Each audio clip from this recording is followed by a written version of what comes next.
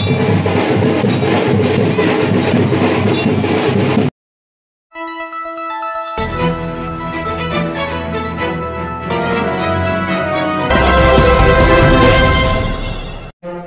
नई दिल्ली व सफदरजंग नई दिल्ली के सीनियर डॉक्टर अब आपके शहर सिवान में डॉक्टर उमेश, नवजात एवं शिशु रोग विशेषज्ञ, चिकित्सा पदाधिकारी, सदर हॉस्पिटल सिवान।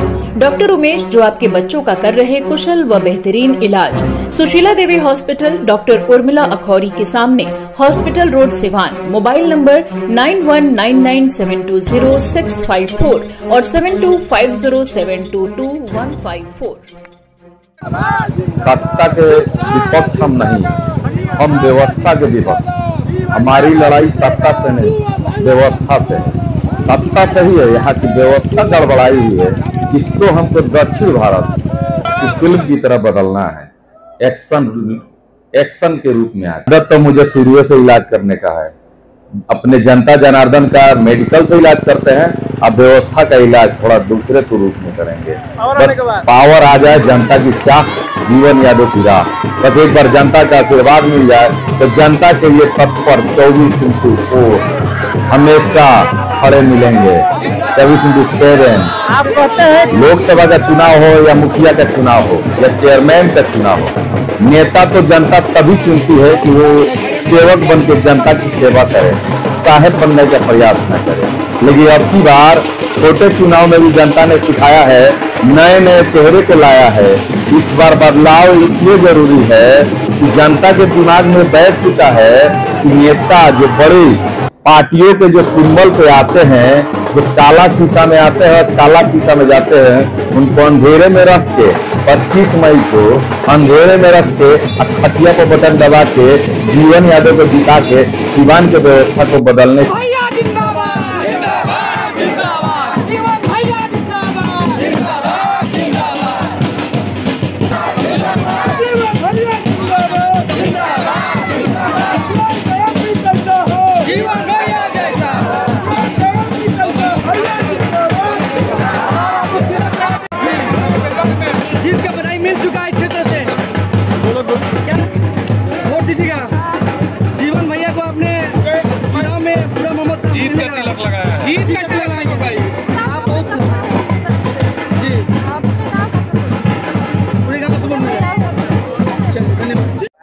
पहले तो सिवान की समझ जनता को प्रणाम।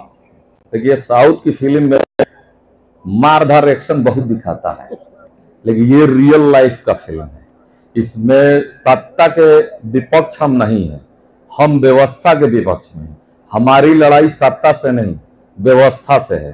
सत्ता सही है, यहाँ की व्यवस्था गड़बड़ाई हुई है। इसको हमको दक्षिण भारत की फिल्म की तरह बदलना है, एक्शन के रूप में आके। जिस तरह से आपने लगातार कई लोगों का इलाज किया, क्या लग रहा है व्यवस्था का भी इलाज करने की ज्यादा जरूरत है? आदत तो मुझे शुरू से इलाज करने का है। अपने जनता जनार्दन का मेडिकल से इलाज करते हैं, अब व्यवस्था का इलाज थोड़ा दूसरे के रूप में करेंगे। बस पावर आ जाए, जनता की चाह, जीवन यादव की राह। बस एक बार जनता का आशीर्वाद मिल जाए तो जनता के लिए तत्पर 24/4 हमेशा खड़े मिलेंगे। 24/7। आप कहते हैं कि कमुआ बोला था, उसके आधार पर नगर परिषद में आपने दिखा दिया।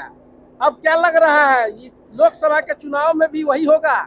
लोकसभा का चुनाव हो या मुखिया का चुनाव हो या चेयरमैन का चुनाव हो, नेता तो जनता तभी चुनती है कि वो सेवक बन के जनता की सेवा करे, साहेब बनने का प्रयास न करे। लेकिन अब की बार छोटे चुनाव में भी जनता ने सिखाया है, नए नए चेहरे को लाया है। इस बार बदलाव इसलिए जरूरी है कि जनता के दिमाग में बैठ चुका है कि नेता जो बड़ी पार्टियों के जो सिंबल पे आते हैं, जो काला शीशा में आते हैं और काला शीशा में जाते हैं, उनको अंधेरे में रख के 25 मई को अंधेरे में रख के खटिया पर बटन दबा के जीवन यादव को जिता के सिवान के व्यवस्था को बदलने का स्वरूप लाना है। और जीवन यादव आएंगे तो व्यवस्था बदलेगा, ये हमारी जनता जनार्दन को भरोसा है। जो मैंने नगर परिषद में करके दिखाया है और 3 साल अपने बदौलत करके दिखाया है। वो कह रहे हैं उनकी बात है, हम कह रहे हैं कि हमको सिवान बदलना है, हमको सिवान की व्यवस्था बदलना है। हम तो इतना जानते हैं, किताब में भी लिखा है और कहानियों में भी सुने हैं कि जनता से बड़ा कोई नहीं। जनता चाहे तो पग में आसमान में बिठा दे, और जनता चाहे तो पग में जमीन पे धूल चटा दे। तो कभी भी किसी को इतराना नहीं चाहिए, नहीं तो इतराना बड़ी महंगा पड़ जाता है। कभी भी यही सोच के काम करना चाहिए कि जनता स्वयं मालिक है, जिसको चाहे एमपी बनाए, जिसको चाहे मुखिया बनाए। लेकिन किसी को घमंड हो जाए कि हम ही सब कुछ हैं, तो ये तो गलत है, क्योंकि हमारे नजर में जनता से बड़ा कोई नहीं। जनता के दिल में जीवन यादव बैठ गए हैं। जेल में नहीं बैठे तो इतना धूप में घर से कोई बाहर नहीं निकलता है।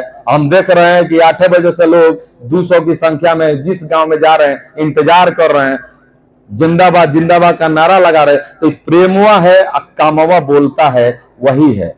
गांव की एक बहन ने आपको तिलक लगाया, क्या लग रहा है आपको आशीर्वाद? मेरी छोटी बहन ने मुझे जीत का तिलक लगाया है। आखिर उसको विश्वास है कि मेरा भाई इस बार एमपी बनेगा और सिवान की व्यवस्था को बदलेगा, क्योंकि जरूरी है इस व्यवस्था को बदलना। व्यवस्था और भ्रष्टाचार और भय को खत्म करने आया है उन बहनों का भाई, उन माताओं का बेटा, उन गार्जियन का भतीजा, उन भाइयों का भाई, उन जो शिक्षा में पीछे रह गए हैं युवा भाई बहन, उनके लिए आया है ये जीवन यादव। क्योंकि मैं नहीं चाहता हूं कि मेरे सिवान की शिक्षा स्तर घटे। मेरी सिवान का शिक्षा स्तर केरला की तरह गिना जाए और कहा जाए कि जैसे केरला में लोग शिक्षित है वैसे सिवान के लोग शिक्षित है। और जब शिक्षा बढ़ेगा तभी रोजगार बढ़ेगा, और जब रोजगार बढ़ेगा तो सिवान हर कदम आगे बढ़ेगा।